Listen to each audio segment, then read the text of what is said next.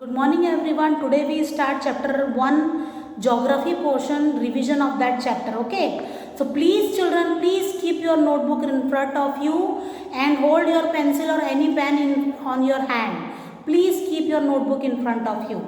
I explain each and every answers to you. Okay. So please keep your notebook in front of you. अगर आपने लिखा है तो please आप अपनी notebook आपके सामने रखो. It's my request. So see the first question children. These are the answers are very small children. That's why I am not write here on the blackboard. If any answer is difficult to memorize or to explain, so I write it here on the blackboard children. So that's why I am saying you to please keep your notebook on your hand or in front of you. Clear? See the first question. What is a solar system? Name the 8 planets of the solar system. See the answer is, the Latin word sol means sun and system refer to its family. See what it is given here. Sol means Latin word of solar system. Here we are talking about solar system. Okay. Sol means sun and system means family. That means sun's family, sun ki family. Clear? System means family. Here also given in your answer. See, the Latin word sol means suns and the system refer to its family. The solar system is the family of the sun. Solar system means it is the family of the sun. And the next question is, name the 8 planets of the solar system. 8 planets आपको लिखने हैं children. अगर आपको ये question आता है तो you must write all the name of the planets. Okay. So the 8 planets are Mercury, Venus, Earth, Mars, Jupiter, Saturn, Uranus and Neptune. Please memorize these spellings and write it correctly. If I give this question in your exam, so please write all the names of the 8 planets and write spelling correctly. Okay, please write down spellings correctly. Now see the next question children. Name the following. It is the question. Biggest planet कौन सा है हमारे solar system में? तो biggest है Jupiter. Clear? सबसे बड़ा planet है. कहा जाता है कि जुपिटर इतना बड़ा है कि 1000 अर्थ आ सकती है जुपिटर में. Next is the smallest planet mercury. Okay. सबसे पहला जो प्लैनेट है मर्क्यूरी, वो सबसे छोटा है मर्क्यूरी प्लैनेट. हॉटेस्ट प्लैनेट मतलब सबसे गर्म, तो दैट इज वीनस. मर्क्यूरी के बाद जो वीनस आता है, it is in second position. Okay. Venus, उसको मॉर्निंग स्टार भी कहते हैं. कभी कभी हम मॉर्निंग में पास से ऐसा लगता है कि सन को देख रहे हैं, but that is not sun, that is Venus. Okay. वो वीनस होता है. So these are the 2 questions. Okay. First में मैंने आपको लैटिन वर्ड सोल और सिस्टम के मीनिंग के बारे में बताया और 8 प्लैनेट्स बताया. You must memorise those spelling. 5 बार लिख कर देखो चिल्ड्रन, हो जाएगा लर्न. ओके. सेकेंड में मैंने आपको biggest planet, hottest planet and smallest planet के बारे में बताया. प्लीज़ इसको लर्न बाय हार्ट करोगे. See the third question children. What are constellation? Give example. Constellation क्या है? मैंने आपको बताया था, जब ग्रुप ऑफ स्टार एक पैटर्न फॉर्म करते हैं. ओके.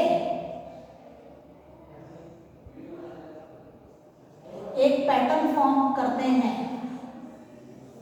सो उसको कहा जाता है constellation. What they are called children? Constellation. Here a group of stars that appear to form a pattern in the sky. एक group of star एक pattern show करते हैं. Okay, form a pattern in the sky. It is called a constellation.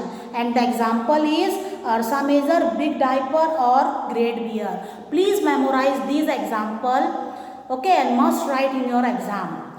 Now you understood what is constellation? Constellation means कोई group of star जैसे stars एक group बनाते हैं और कोई ना कोई पिक्चर शो करते हैं. जैसे कोई काइट का हुआ लाइक दैट, है ना, बिग बियर का हुआ लाइक दैट. इस तरीके से अगर कोई पिक्चर शो करते हैं तो उस ग्रुप ऑफ स्टार्स को हम क्या कहेंगे?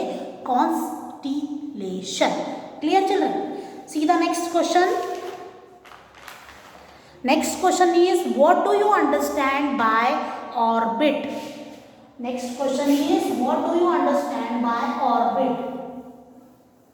I tell you what is orbit. See, planet revolve around the sun. See, suppose this is sun, and these are the planets. These are the planets. Okay, Mercury, Venus and Earth. Okay, these are the planets. In middle, at the center, sun is there and planets all are around. See, the planets revolve around the sun in a fixed elongated path is called orbit. See, this planet are revolving around the sun. अब ये जो path है, ये जो रास्ता है, इसको क्या कहेंगे चिल्ड्रन? हम ऑर्बिट। क्या कहेंगे चिल्ड्रन? हम लोग orbit. Okay, when the planet revolve around the sun in a fixed elongated path, एक रास्ता, जैसे आपके घर का और स्कूल का एक रास्ता होगा, ऑटो वाला आपको ले जाता होगा, है ना, एक फिक्स रास्ता जिसको आपको कई दिनों में समझ में भी आ जाता होगा कि मेरा घर यहाँ से आता, वहाँ से मुड़ेंगे, वहाँ से मुड़ेंगे, लाइक दैट, है ना। तो एक रास्ता, बिल्कुल वैसा ही प्लैनेट का जो रास्ता जो रिवॉल्व करता है पूरे सन के पूरे चारों ओर, तो उस पाथ को क्या बोलेंगे चिल्ड्रन? हम orbit. What we are called? Orbit. See the next question children. What are waxing period and waning period? Okay, question is, please keep notebook in front of you. What are waxing period and the waning period? So I explain you. The period when the shape of the moon grows is known as waxing period. As we all know children, सन का जो shape है वो grow होता है और reduce भी होता है ना? यस, सन का जो शेप है, सन है लाइक दैट दिस, है ना, ये सन है, धीरे धीरे क्या होता है? ये रिड्यूस हो रहा है, रिड्यूस हो रहा है।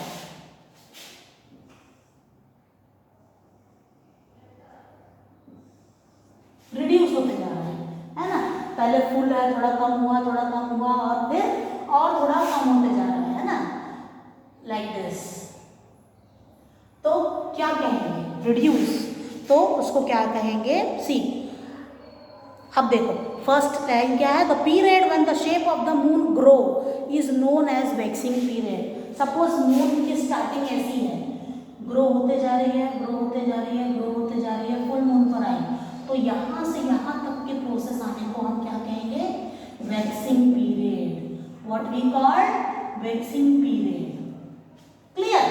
वहाँ से यहाँ तक आने के पीरियड को, मतलब मून के ग्रो शेप को, ग्रो चलता जा रहा है, ग्रो बढ़ते जा रहा है, लाइक दैट। हमारे पीरियड को ले लो कि हम छोटे थे, अब बढ़ते जा रहे हैं, है ना, वैक्सिंग पीरियड। नेक्स्ट देखेंगे, the period in which shape of the moon reduce is called वेनिंग period. अब देखो मून का शेप पूरा फुल है, अब क्या हो रहा है? रिड्यूस हो रहा है, और रिड्यूस हो रहा है, और रिड्यूस हो रहा है, अब एकदम पतला सा रह गया।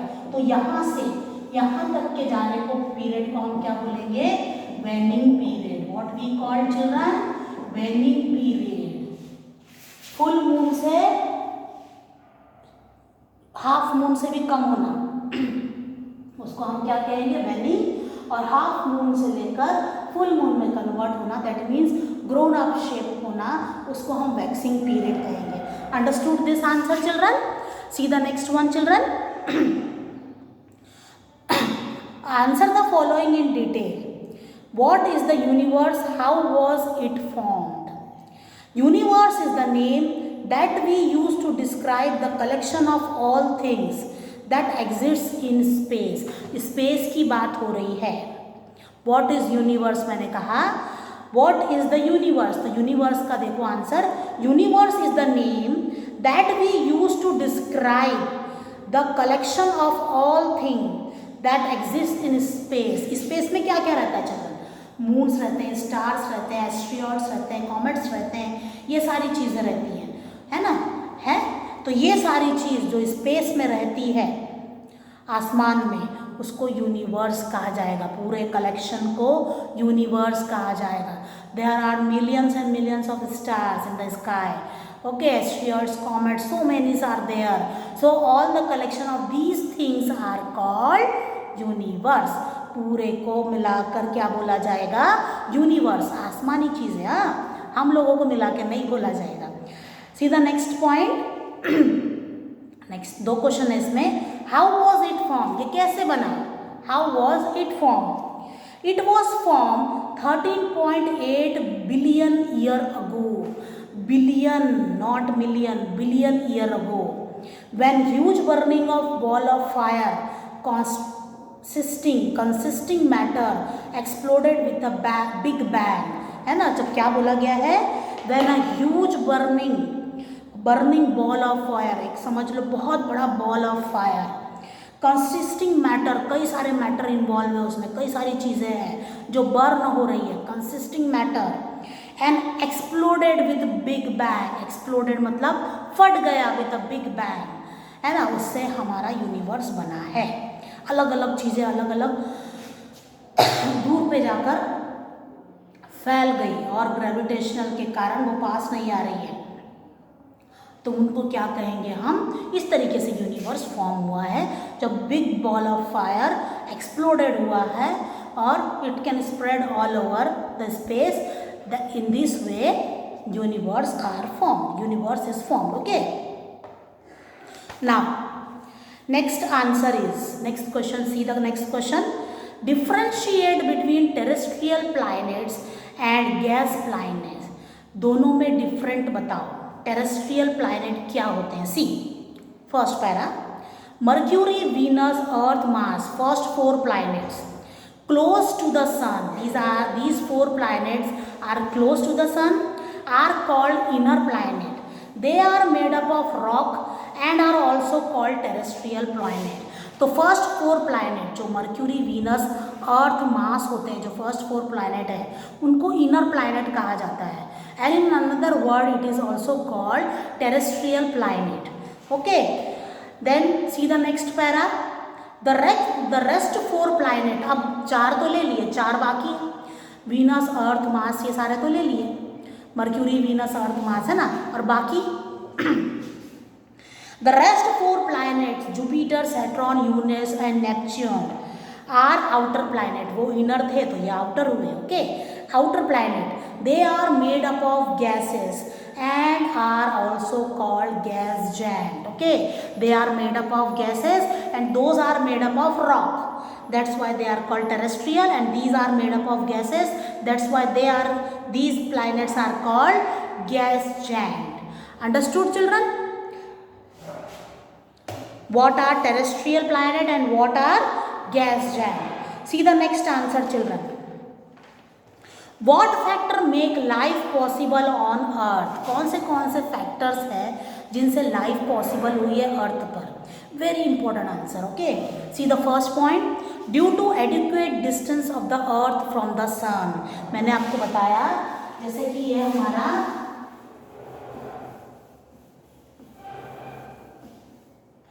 हमारा सन है चिल्ड्रन, ओके, सन है, और थर्ड पोजीशन पे हमारा क्या है? अर्थ है, थर्ड पोजीशन पे। यहाँ एक प्लैनेट है, यहाँ एक प्लैनेट है, और ये है हमारी अर्थ, ओके। एडुकेट डिस्टेंस, ना ज़्यादा दूर ना ज़्यादा पास, एडुकेट डिस्टेंस। दूर रहेंगे तो कोल ठंड के मारे जम जाएंगे, पास आएंगे तो जल जाएंगे, दोनों में प्रॉब्लम है। तो हमारा अर्थ का और सन का जो डिस्टेंस है एडुकेट है, एकदम बराबर, ना ज़्यादा गर्म ना ज़्यादा ठंडा, like that, okay. So due to adequate distance of the earth from the sun, ये पहला पॉइंट हुआ। See the next one, the thick blanket of atmosphere provide a protection from the harmful ultraviolet rays of the sun. Second बता रहा है कि जो हमारी earth है, suppose this is our earth, it is surrounded by atmosphere, है ना, atmosphere मतलब एयर से सराउंडेड है, एटमॉस्फियर। तो ये जो एटमॉस्फियर में जो एयर प्रेजेंट होती है, ये हार्मफुल सन रेज से हमको बचाती है। सी द नेक्स्ट पॉइंट मैं एक्सप्लेन कर रही हूँ। The thick blanket of atmosphere, बहुत मोटी लेयर है हमारे अर्थ पर एटमॉस्फेयर की। The thick blanket of the atmosphere provide protection from the harmful ultraviolet rays of the sun. ये किससे बचाती है? Ultraviolet rays of the sun से बचाती है। सन की जो हार्मफुल रेज होती है चिल्ड्रन, वो हमारे अर्थ पर गिरती है। ओके, सन की जो रेज होती है, सन की रेज जो होती है वो हमारे अर्थ पर आती है, लेकिन एटमॉस्फेयर क्या करती है? उनको रोक देती है। उसकी हार्मफुल रेज को हमारे हम तक आने पर रोक देती है, नहीं तो स्किन का कैंसर हो सकता है। Clear? Ultraviolet rays of the sun, second point clear हुआ children. See the third point, the soil of earth is also suitable to grow crop. Soil मतलब मट्टी, clear, is also suitable, suitable मतलब बिल्कुल convenient है ना, seed लगाया और grow हो जाता है, झाड़ में कन्वर्ट हो जाता है, प्लांट में कन्वर्ट हो जाता है, ट्री में कन्वर्ट हो जाता है ना। So soil of earth is also suitable to grow crops and support other living organism, और अदर लिविंग ऑर्गेनिज्म को सपोर्ट करता है।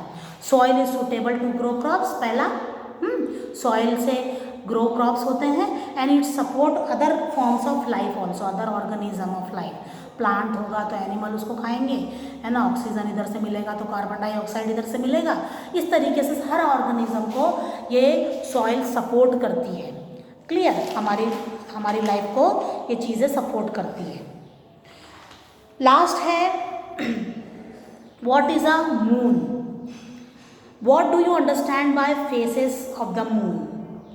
Moon is celestial object, celestial मतलब स्पेस पर रहता है, that is the celestial bodies. Okay, celestial object that revolve around the planet. अब moon क्या है? मून रिवॉल्व, हमारे अर्थ के रिवॉल्व करता है ना मून क्या करता है? हमारे अर्थ के रिवॉल्व, चक्कर लगाता है। क्लियर? रिवॉल्व करता है। So moon is celestial object that revolve around the planet. The moon appear in the sky in different shape. आप लोगों ने देखा होगा, मैंने अभी आपको मून के बारे में समझाया कि moon we see moon in different shape, कभी बड़ा कभी छोटा कभी बिल्कुल नहीं, ऐसा।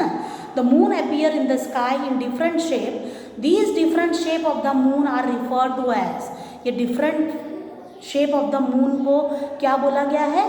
Faces of the moon. Okay, क्या बोला गया children? Phases of the moon. Phases of the moon क्या है? देखो, the moon appear in the sky in different shape, as we all know moon appear in the sky, moon दिखता है sky में in different shape, है ना। The shape of the moon grow during 1/2 of this period, आधा period grow होता है, आधा period reduce होता है। मैंने आपको बताया waxing and waning period, yes. The shape of the moon grow during 1/2 of this period and reduce during the other half. 15 दिन ग्रो होता है, 15 दिन रिड्यूस होता है ना। These different shape of the moon are refer to as the phases of the moon. तो ये जो different shape of the moon है, इसी को फेसेस ऑफ द मून कहा गया है। क्लियर? क्या बोला मैंने? What is moon? मून ऐसी चीज़ है जो अर्थ के रिवॉल्व अराउंड करती है, अर्थ के चारों ओर घूमती है। क्लियर? और फेसेस ऑफ द मून क्या है? फर्स्ट हाफ में ग्रो होता है, सेकेंड हाफ में रिड्यूस होता है ना। तो इसी को फेसेस ऑफ द मून कहा गया है। यहाँ तक हमारा चैप्टर 1 खत्म होता है चिल्ड्रन, ज्योग्राफी का। नेक्स्ट पीरियड में मैं आपको सिविक्स का रिवीजन करवाऊंगी। हो सके तो ये वीडियो दोबारा देख लो, लेकिन बुक कॉपी आगे सामने रखो। क्लियर? आपको समझ में आएगा तो मेमोराइज भी आंसर अच्छे से होगा और रिजल्ट भी अच्छा आएगा। Best of luck everyone.